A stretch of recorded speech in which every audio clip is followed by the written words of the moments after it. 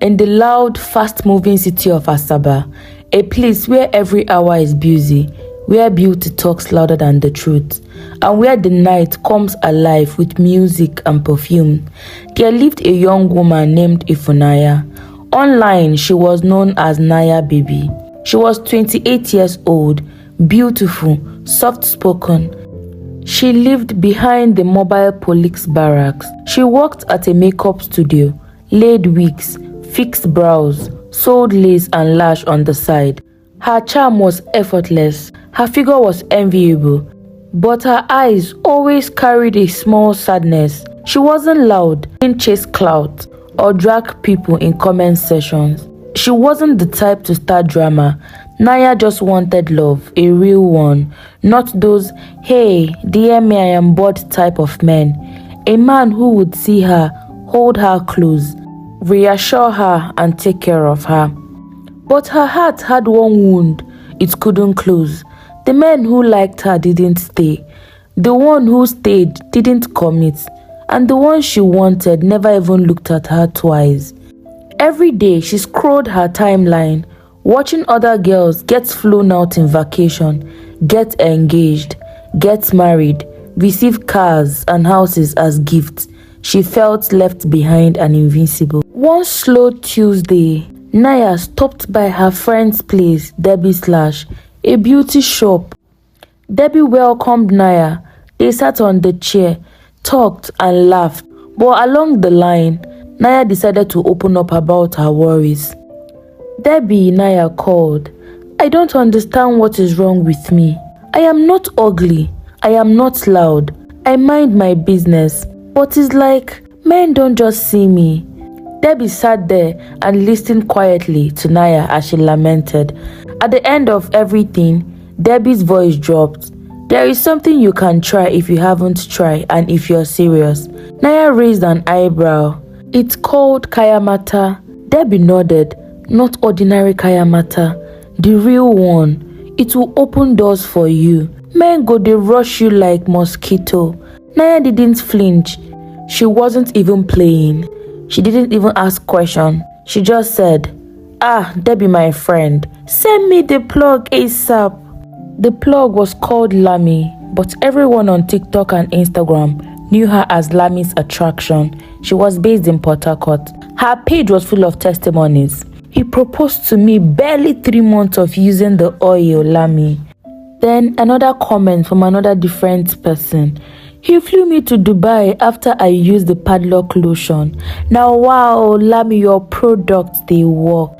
Another one. He left his wife for me and even bought me a house in Banana Island. Weeping, I stay here. Her comments were full of fire emojis and sis, please drop the tea replies. The reviews, they all got Naya's attention immediately. She was hooked and immediately sent Lami's attraction a DM. 2 minutes later, a voice note came back, calm, unapologetic, and serious. If you are serious, we don't price here. No refund, no complaints. This product is not for everyone. If you are serious, then we can proceed. Naya replied her immediately. Lami, I am very, very serious. Please, anything that could make me attract men, rich men that would stay and gift me the whole world. Lami recommended the attraction oil to Naya. She told her the price, and then the instructions followed. Rub the cleansing cream on your face for 3 nights. Let it soak into your skin right before going to bed. Spray the perfume on your bare skin. Do this for 3 days, and in the 3rd day, spray the perfume on your clothes. Then go to a rich place where rich men visit, somewhere you can find someone you would want. Naya didn't even think it through. She paid immediately. The next afternoon, a delivery guy dropped it off at her workplace in a black bag, no labeling, no branding. Inside, a small wooden jar tied with raffia strings and sealed with a carved eye.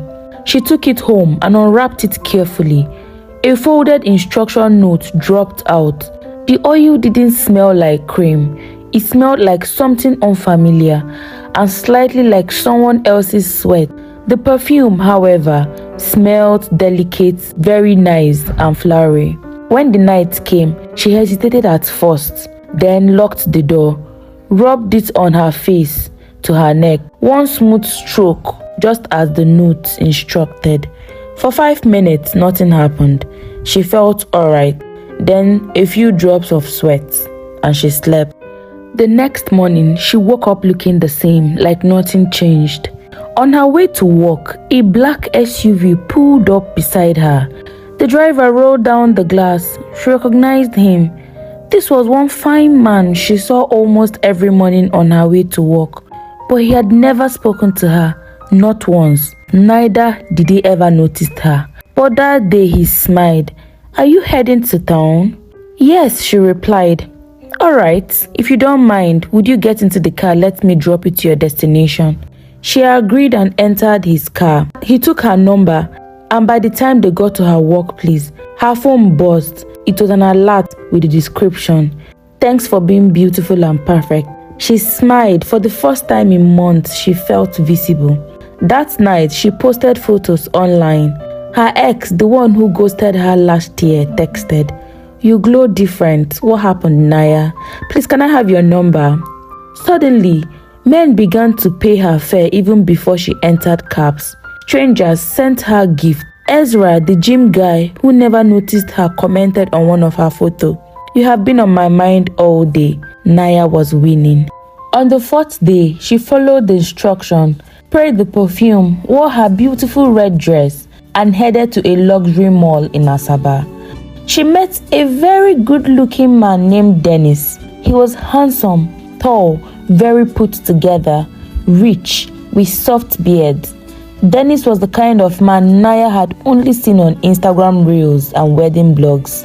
He wore money quietly, spoke softly, clean beards, charcoal suit, a luxury wristwatch, heavy presence. The kind of man who didn't shout at waiters or talk with his mouth full. He smelled like money. As soon as she walked in, she caught his attention. At the counter, he offered to pay for her bills unprovoked. She nearly forgot her lines. He told the cashier to add her bills to his. She smiled softly and thanked him. He immediately handed her his complimentary card. When she got to the house, she was shaking with excitement. She quickly texted Lami, attaching a photo of Dennis' card. "Sis, it worked oh! You won't believe this man's energy. Now real husband material, I swear. What can I use to hold him down forever now?" Lami replied almost immediately, as though she had been expecting the message. "You have opened the door already. Now it is time to stay in." Lami's attraction recommended 2 more products, binding soap and night mouth oil. "You will need the binding soap and the night mouth oil. He won't be able to go a whole day without you."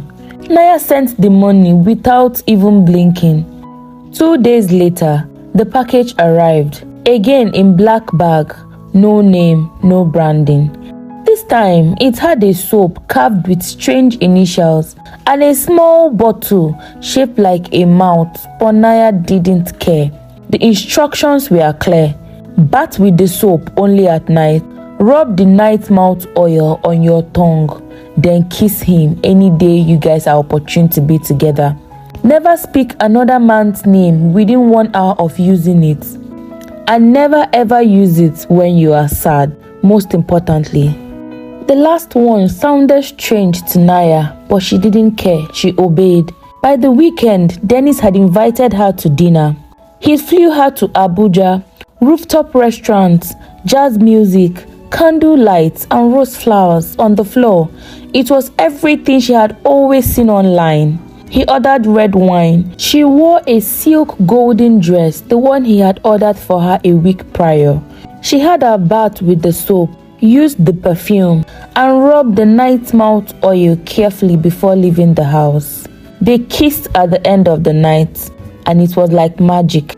Dennis was glued. In 2 weeks of dating her, he sent her money even before she asked, bought her the latest iPhone, pink in color, paid for her cousin's hospital bills, took her to Dubai for shopping and vacation, bought her dream car, sent spa appointments to her phone like reminders. From feeding herself to being asked, "Have you eaten, baby?" 3 times a day.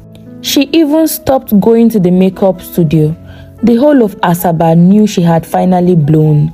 Naya was living the life. She thought to herself she had finally arrived. Then slowly the dream started.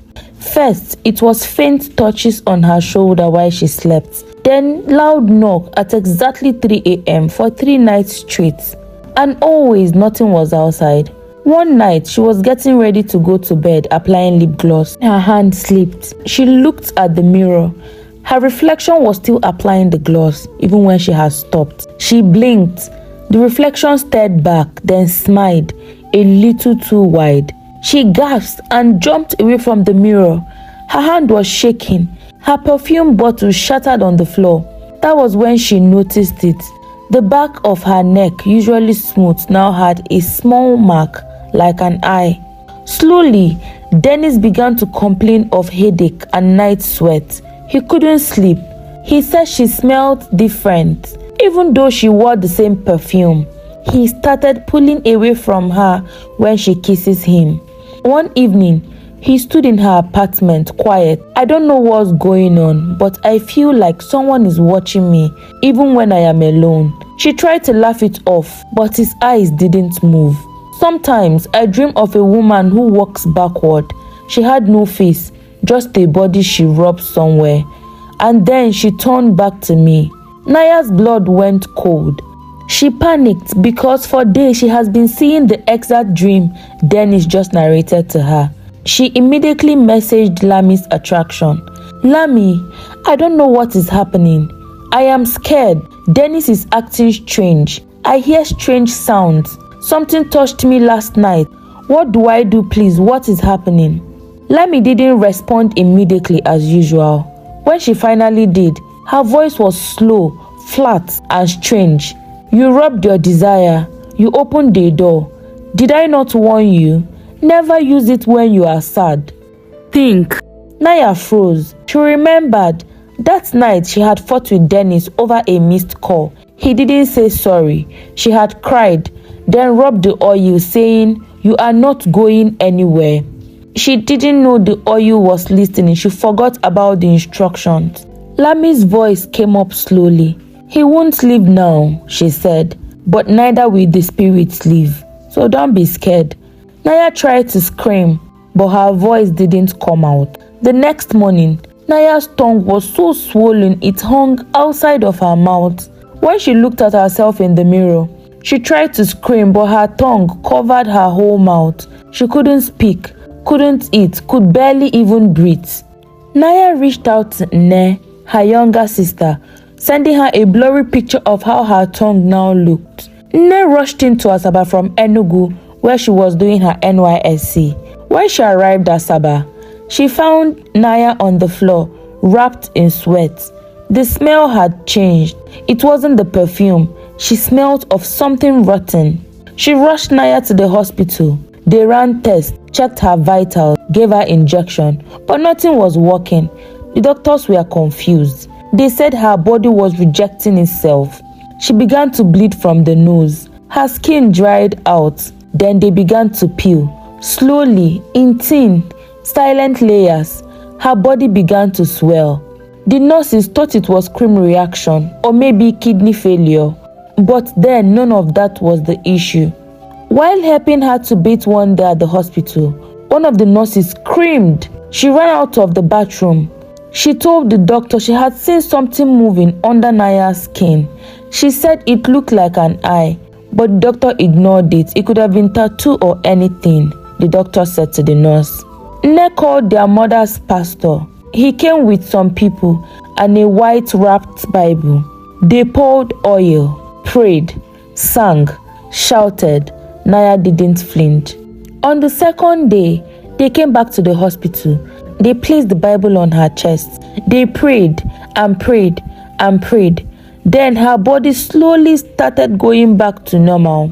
Her eyes rolled, her arms stiffened, her mouth opened in silence. When the session ended, The pastor pulled Ne aside. Your sister fed something, and now it wants to wear her like skin.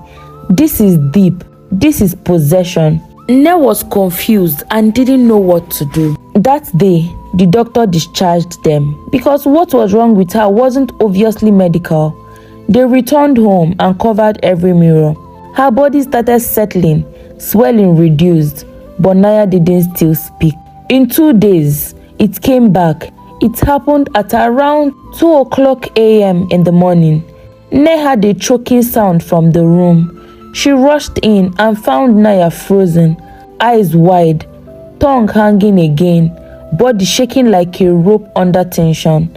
Ne screamed for help, but before she could get anyone, Naya ached back, her limbs stiffened, and then a second pair of her hand, darker, longer, stretched out from behind. Ne froze. The spirit strangled her in silence.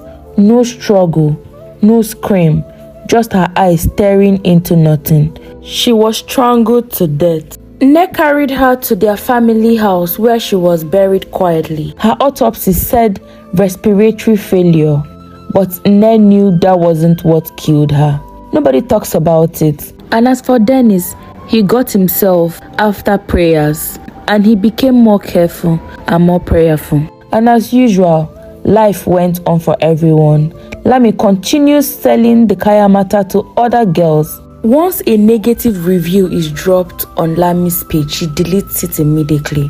So that way, she kept selling her product with no one finding out what was truly happening.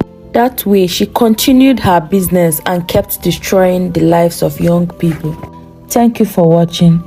Please like, comment, subscribe, and share. See you in the next video.